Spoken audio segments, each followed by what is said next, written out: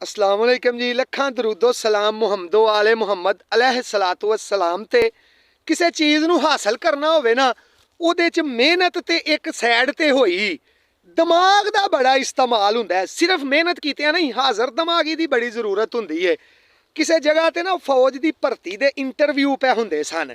ਸਾਹਬ ਇੰਟਰਵਿਊ ਪੈ ਕਰਦੇ ਸਨ ਤੇ ਇੱਕ ਉਮੀਦਵਾਰ ਗਿਆ, ਜਾ ਕੇ ਮਿਲਿਆ ਸਾਹਬਾਂ, ਉਹਨੂੰ ਪੁੱਛਿਆ ਕਿ ਭਾਈ ਹੈਲੀਕਾਪਟਰ ਤੇ ਤੁਸੀਂ ਜਾਂਦੇ ਹੋ ਪੈ ਜੰਗਲ ਦੇ ਉੱਤੋਂ, 500 ਏਟੇ ਹੈਲੀਕਾਪਟਰ ਦੇ ਵਿੱਚ ਇੱਕ ਤੁਸੀਂ ਥੱਲੇ ਸੁੱਟ ਦਿੱਤੀ ਏ, ਬਾਕੀ ਕਿੰਨੀਆਂ ਰਹਿ ਗਈਆਂ?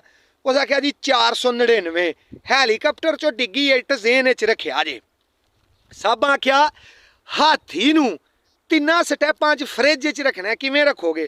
ਉਸ ਬੰਦੇ ਆਖਿਆ ਜੀ ਪਹਿਲਾ ਫਰਿੱਜ ਖੋਲਾਂਗੇ, ਹਾਥੀ ਵਿੱਚ ਰੱਖਾਂਗੇ, ਫਰਿੱਜ ਬੰਦ ਕਰ ਦਿਆਂਗੇ। ਸਾਬਾਂ ਆਖਿਆ ਬਿਲਕੁਲ ਠੀਕ ਹੈ। ਤੇ ਹਰਨ ਨੂੰ 4 ਸਟੈਪਾਂ 'ਚ ਫਰਿੱਜ 'ਚ ਰੱਖਣਾ, ਉਹ ਕਿਵੇਂ ਰੱਖੋਗੇ? ਉਸ ਬੰਦੇ ਆਖਿਆ ਜੀ ਫਰਿੱਜ ਖੋਲਾਂਗੇ, ਹਾਥੀ ਬਾਹਰ ਕੱਢਾਂਗੇ, ਹਰਨ ਵਿੱਚ ਰੱਖਾਂਗੇ, ਫਰਿੱਜ ਬੰਦ ਕਰ ਦਿਆਂਗੇ। ਸਾਬਾਂ ਆਖਿਆ ਬਿਲਕੁਲ ਠੀਕ ਹੈ। ਤੇ ਜੰਗਲ ਵਿੱਚ ਸ਼ੇਰ ਦੀ ਸਾਲਗਿਰਾ ਏ, ਸਾਰੇ ਜਾਨਵਰ ਉੱਥੇ ਗਏ ਨੇ, ਇੱਕ ਵਿੱਚੋਂ ਮੇਸੇ, ਜਿਹੜਾ ਮੇਸੇ ਉਹ ਕੌਣ ਹੈ? ਉਸ ਉਮੀਦਵਾਰ ਨੇ ਆਖਿਆ ਜੀ ਉਹ ਹਰਨ ਹੈ, ਜਿਹੜਾ ਫਰਿੱਜ 'ਚ ਰੱਖਿਆ ਉਹ ਮੇਸੇ। ਸਾਬਾਂ ਆਖਿਆ ਬਿਲਕੁਲ ਠੀਕ ਹੈ।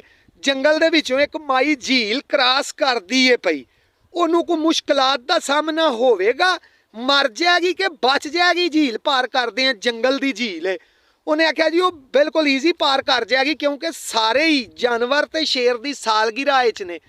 ਸਾਬਾਂ ਆਖਿਆ ਲੇਕਿਨ ਉਹ ਮਾਈ ਝੀਲ ਕ੍ਰਾਸ ਕਰਦੇ ਆ ਫੇਰ ਵੀ ਮਰ ਗਈ ਏ, ਕਿਉਂ? ਉਹਨੇ ਆਖਿਆ ਜੀ ਉਹ ਫਿਰ ਪਾਣੀ ਡੂੰਘਾ ਹੋਣਾ ਹੈ।